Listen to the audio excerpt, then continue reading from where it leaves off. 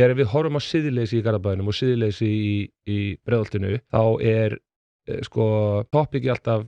siðleysi en myndbirtingin önnur. Þannig að alveg eins og með það þegar við sjáum Þú útskýrir þetta betur. Já, ég til dæmis bara að tala það að ef einhver foreldri verður til dæmis mjög fúll út í mig og ætlar einhvern veginn að ná sér niður á mig að því að ég kalla hann út hugsanlega fyrir framan einhvern hópa einhver fólki að þá hefur hann miklu meira power, skilur, hann bæði pluggaður inn í samfélagið,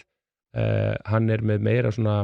hann með meiri tengingar, hann með meiri resursa til þess að sko gera mig mein. En þegar ég upp í kannski Breiðholti að þá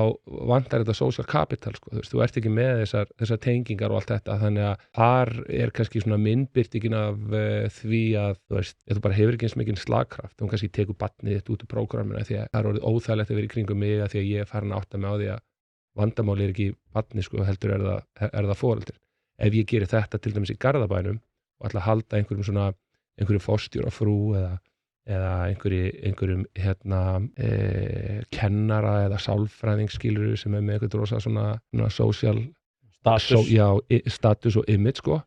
og allt í einu bara barnið þitt einhver rosa bara kvíðakútur og þú ert sálfræðingur sko og svo fer ég bara að tala við þig eins og þú aldrei lesið neina sálfræðibækur sko eða skilur bara, skulum orða það þannig, bara lesið sálfræðibækurnar sko og ekki gert neitt að þá fara menn í alveg rosalega djúpar herferðir. Þannig að þetta er mjög áhugavert.